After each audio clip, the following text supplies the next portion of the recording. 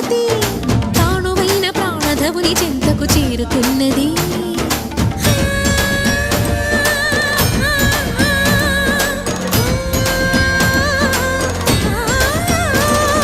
భవుని భువికి తరలించేలా ధరణి దివిని తలపించేలా రసతరంగిణి లీలా ఎదిని నృత్య రతులు చేయగలిగే